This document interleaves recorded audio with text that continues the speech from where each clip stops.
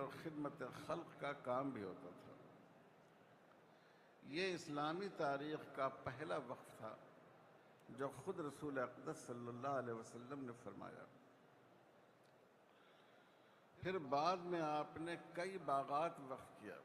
حدیث کی کتابوں میں موجود ہے کہ کئی باغات آپ نے مسلمانوں کے لیے، خاص کر بنو ہاشم اور بنو مطلب، جن کو زکوٰۃ کی آمدنی حاصل نہیں ہو سکتی تھی، ان کے لیے آپ نے وقف فرمایا۔ سیدنا حضرت ابو بکر صدیق رضی اللہ تعالیٰ عنہ نے بھی وقف کیا۔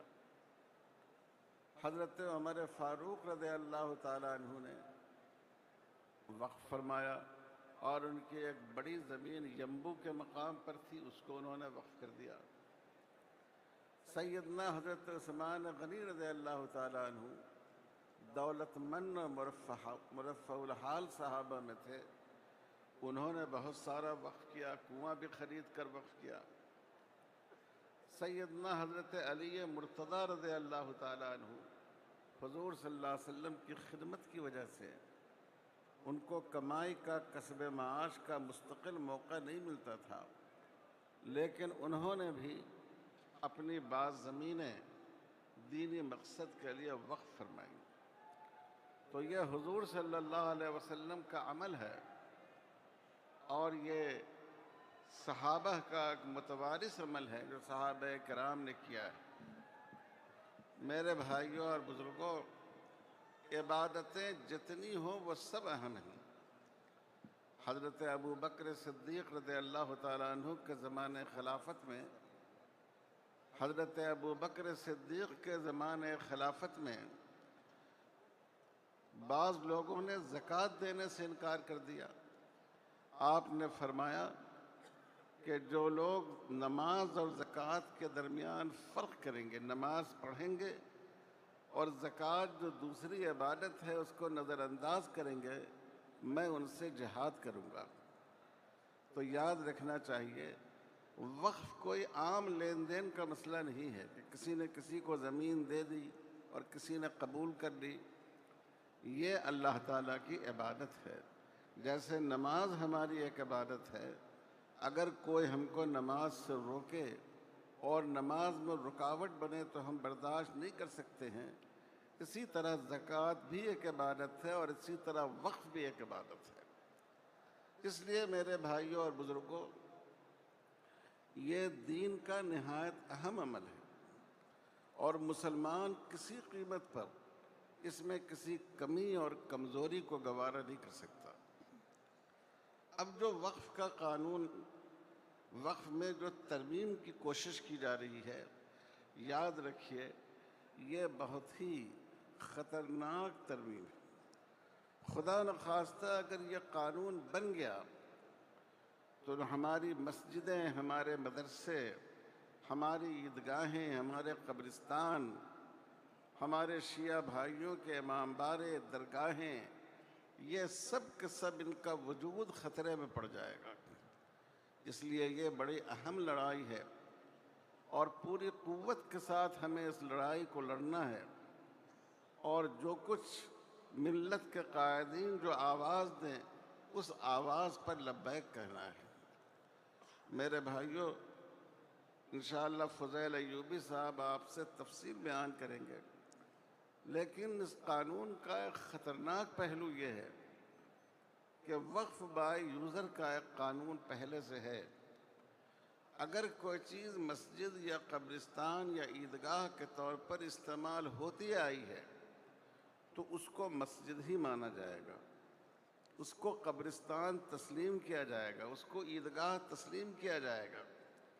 اور یہ صرف مسلمانوں کے لیے نہیں ہے، ہمارے برادران وطن کے لیے بھی ہے کہ اگر کوئی جگہ طویل عرصے سے مندر کے طور پر، تیرتھ استھان کے طور پر استعمال ہوتی آئی ہے تو ان کی اس حیثیت کو تسلیم کیا جائے گا۔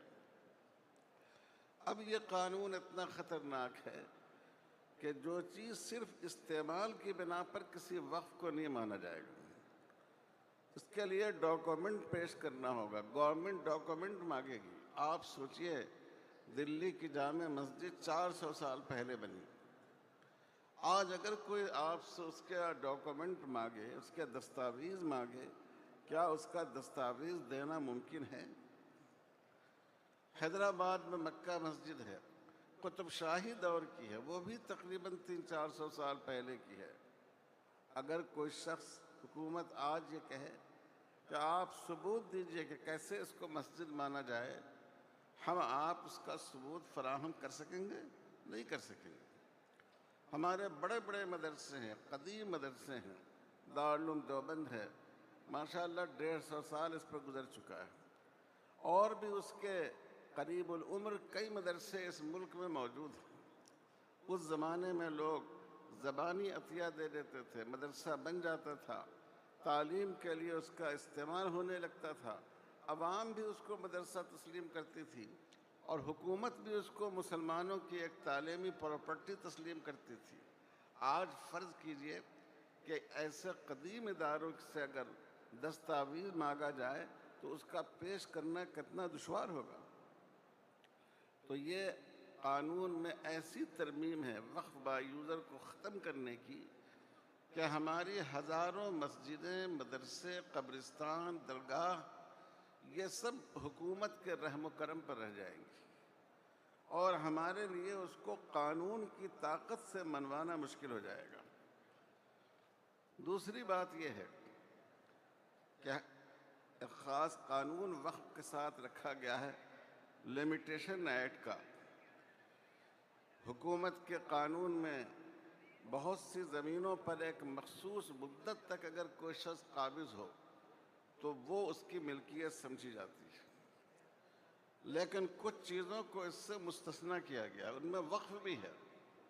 وقف پر ناجائز قبضہ کتنا بھی قدیم ہو، کتنا بھی پرانا قبضہ ہو، اس کے قبضے کی وجہ سے اس کو قابض کی ملکیت نہیں سمجھا جائے گا۔ وقف بورڈ اپنے کاغذات کے ذریعے، اپنے دلائل کے ذریعے سچائی کو ثابت کر سکے گا، زمین واپس لے سکے گا۔ اب جو قانون میں ترمیم کی گئی ہے، اس کے مطابق یہ جو مستثنیٰ کیا گیا تھا وقف کی زمین کو، اور بھی بہت سی چیزیں اس سے مستثنیٰ ہیں، سرکاری زمینیں بھی مستثنیٰ ہیں، یہ صورتحال ختم ہو جائے گی۔ گویا جو ناجائز قابضین ہیں ان کو اور تقویت پہنچائی جا رہی ہے، ان کا حوصلہ بڑھایا جا رہا ہے، اور وہ ایسی جائیدادوں پر قابض ہو جائیں گے۔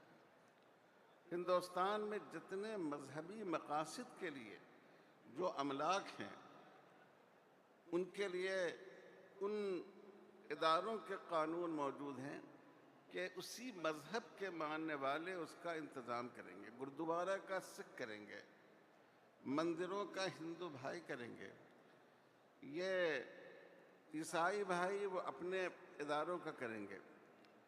لیکن اس قانون میں آپ دیکھیے کتنی بڑی زیادتی ہے کہ وقف جو خالص ایک اسلامی ادارہ ہے، اور مسلمانوں کا نہیں ہے بلکہ یہ ایک عبادت سے جڑا ہوا ادارہ ہے،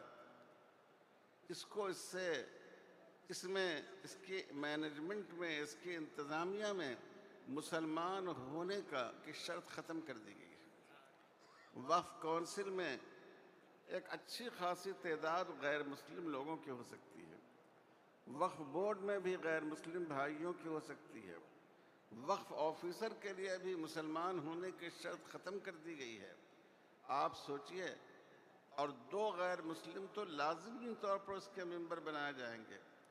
آپ غور فرمائیے کہ اگر آپ کی مسجد ہو، آپ کا مدرسہ ہو، آپ کا عیدگاہ ہو، آپ کی کوئی مذہبی پراپرٹی ہو، اور اس کا انتظام غیر مسلم بھائیوں کے ہاتھ میں ہو، تو کیا وہ ان اداروں کا تقدس اور ان کی عظمت اور اس کے مقاصد کو قائم رکھ سکیں گے؟ تو میرے بھائیوں، اتنا خطرناک یہ ترمیمی بل ہے کہ اگر خدا نخواستہ یہ پاس ہو گیا تو ہمارے لیے ملک بھر میں جو ہماری دینی شناخت اور دینی مقاصد کی پراپرٹیز ہیں، وہ سب ان کا وجود خطرے میں پڑ جائے گا۔ اور پھر آپ دیکھیں کہ یہ زمینیں ہم حکومت کی دی ہوئی نہیں ہیں، یہ ہمارے آباء و اجداد کی ہیں۔ کتنے مسلمان ہیں کہ ان کی مالی حالت بہت اچھی نہیں ہوتی، لیکن وہ اپنے بعض ثواب کو جاری رکھنے کے لیے زمین کا کوئی ٹکڑا وقف کرتے ہیں، یہ سب حکومت کے ہاتھ میں چلا جائے گا۔ تو اس لیے میرے بھائیوں، یہ بہت ہی خطرناک قانون ہے، اور ہر قیمت پر اس کے خلاف ہمیں جد و جہد کرنا ہے، اور ہماری دینی تنظیمیں جب اس کے لیے دعوت دیں تو ہم سب کو مل کر انشاءاللہ مل جل کر اس کا مقابلہ کرنا ہے۔ انشاءاللہ کریں گے بھائی، انشاءاللہ۔ ابھی ہمارے بعض بزرگوں نے رسول اللہ صلی اللہ علیہ وسلم کی جو بعض خبیث اور بدطینت لوگوں نے اہانت کی ہے، اس کے بارے میں ارشاد فرمایا۔ ہمارا مطالبہ یہ ہے کہ ہم صرف حضور صلی اللہ علیہ وسلم کے لیے نہیں، ہمارا دین ایسا دین ہے، بھائی چارے کا دین، انصاف کا دین، کہ ہمارے دین میں کسی بھی مذہب کی مقدس شخصیتوں کو برا بھلا کہنے سے منع کیا گیا ہے۔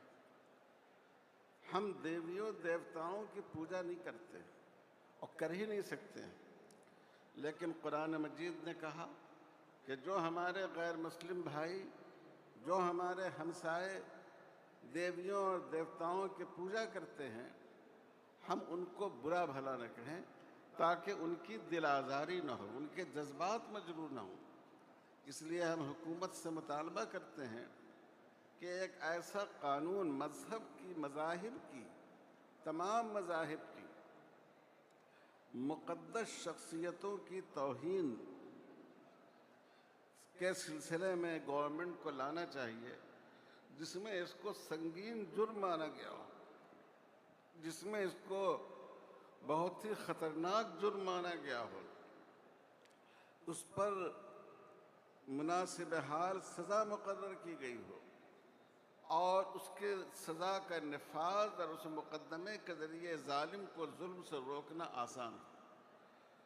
ہم کہتے ہیں ہم تو محمد الرسول اللہ صلی اللہ علیہ وسلم کی ذات ایسی ہے، مسلمان تو یہ سمجھتا ہے کہ اگر ہمارے جسم کا ایک ایک قطرے لہو بھی آپ پر قربان ہو جائے تو کم ہے، لیکن ہمارا سینہ اتنا کشادہ ہے کہ ہم کہتے ہیں کہ اس قانون میں ایسی چیزیں لانی چاہیے۔ اس ملک کی بڑی مذہبی اکائیوں کے بارے میں، ہندو مذہب کی مقدس شخصیات، مسلمانوں کی، سکھوں کی، عیسائیوں کی، کہ اگر کوئی آدمی اس کی اہانت کرے گا تو اس کو ایک سخت سزا دی جائے گی، اور وہ مقدمہ ایک مختصر مدت متعین کی جائے کہ 1 مہینے میں، 2 مہینے میں فاسٹ ٹریک عدالت کے ذریعے اس کو فیصل کیا جائے تاکہ لوگوں کے جذبات مجروح نہ ہو۔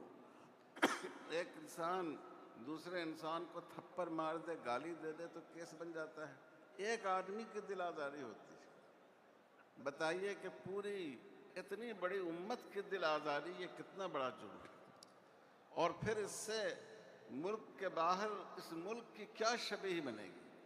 ہندوستان کی جو خصوصیت ہے اور جو خوبی ہے وہ سیکولرزم ہے، مذہبی رواداری ہے۔ جب یہاں مذہبی رواداری ختم ہو جائے گی اور مذہب کی مقدس شخصیتوں کو برا بھلا کہا جائے گا، حکومت اس پر کوئی کارروائی نہیں کرے گی بلکہ پیچھے سے اس کی پیٹھ ٹھوکے گی، تو آپ سوچئے کہ دنیا کے دوسرے ملکوں میں ہمارے ملک کا چہرہ کتنا داغدار ہوگا۔ اس لیے ہم صرف ایک اپنے دین سے محبت رکھنے والے مسلمان ہی کی حیثیت سے نہیں، بلکہ اس ملک سے محبت رکھنے والے ایک بھارتی شہری کی حیثیت سے بھی مطالبہ کرتے ہیں کہ حکومت کو اس سلسلے میں سخت قدم اٹھانا چاہیے۔ میں بہت شکر گزار ہوں جمعیت علماء ہند کا کہ اتنے بڑے مجمع اور اتنے اہم پروگرام میں مجھے شرکت کی دعوت دی گئی۔ وآخر دعوانا ان الحمد للہ رب العالمین۔